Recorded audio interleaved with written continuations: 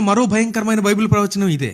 Euphrates నది ఎండిపోయి తూర్పు నుండి కింగ్స్ ఆఫ్ ది ఈస్ట్ ఏకంగా 20 కోట్ల సైన్యం ఇజ్రాయెల్ మీదకు అర్మగెద్దోను యుద్ధానికి వస్తుందని ప్రకటన గ్రంథం 9వ అధ్యాయం 16వ వచనంలో ఉంది. తూర్పు దేశాలు ఎవరో తెలుసా? భౌగోళికంగా ఇజ్రాయెల్ కు తూర్పు వైపున ఉన్న అతిపెద్ద దేశాలు చైనా, ఇండియా, జపాన్ లాంటివే. చైనా ఇప్పటికే ఇరాన్ కి సపోర్ట్ చేస్తూ మిడిల్ ఈస్ట్ లో పాగా వేస్తోంది. అదే సమయంలో యెహెజ్కేలు గ్రంథం 38వ అధ్యాయం ప్రకారం గోగు మాగోగు యుద్ధంకు అన్ని సెట్ అవుతూ వస్తున్నాయి.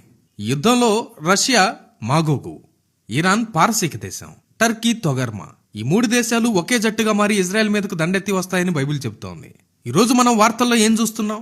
రష్యా, ఇరాన్, టర్కీ, చైనా ఇవన్నీ యాంటీ అమెరికా, యాంటీ ఇజ్రాయెల్ గా ఒకే జట్టుగా మారుతున్నాయి.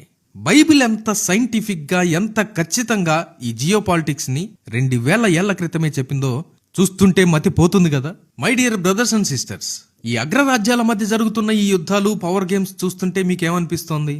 లోకంలో ఉన్న బిలీనియర్లు బంకర్లు కట్టుకుంటున్నారు, రాజులు న్యూక్లియర్ బాంబులు రెడీ చేసుకుంటున్నారు, చైనా డ్రాగన్ రెచ్చిపోతుంది, టర్కీ బెదిరిస్తోంది. కానీ ఒక క్రైస్తవుడిగా మీరు భయపడాల్సిన పనే లేదు. ఎందుకంటే ఈ అగ్రరాజ్యాలన్నీ కలిసి కొట్టుకున్నా సరే మన దేవుని ప్రణాళిక ఒక్క ఇంచి కూడా మార్చలేరు. ఈ 10 రాజులు రాకముందే, ఈ మహాశ్రమల కాలం స్టార్ట్ అవ్వకముందే నజరేయుడైన యేసుక్రీస్తు తన సంఘాన్ని మేఘాల మీద ఎత్తుకుపోబోతున్నాడు. ర్యాప్చర్ కి మనం చాలా దగ్గరలో ఉన్నామని ప్రపంచ పరిస్థితులను చూస్తే అర్థమవుతుంది. బ్రదర్స్ అండ్ సిస్టర్స్, లోక రాజకీయాలు చూసి మోసపోకండి. చైనా గెలుస్తుందా, అమెరికా గెలుస్తుందా అని మనం డిబేట్లు పెట్టుకోవద్దు. అల్టిమేట్ గా గెలిచేది, ఎప్పటికీ సింహాసనం మీద కూర్చునేది మన దేవుడైన యేసుక్రీస్తు మాత్రమే. మీరు ఇంకా లోక సంబంధమైన పనుల్లో, పాపంలో ఉంటే వెంటనే దేవుని వైపు తిరగండి. రేపేం జరుగుతుందో ఎవరికీ తెలియదు.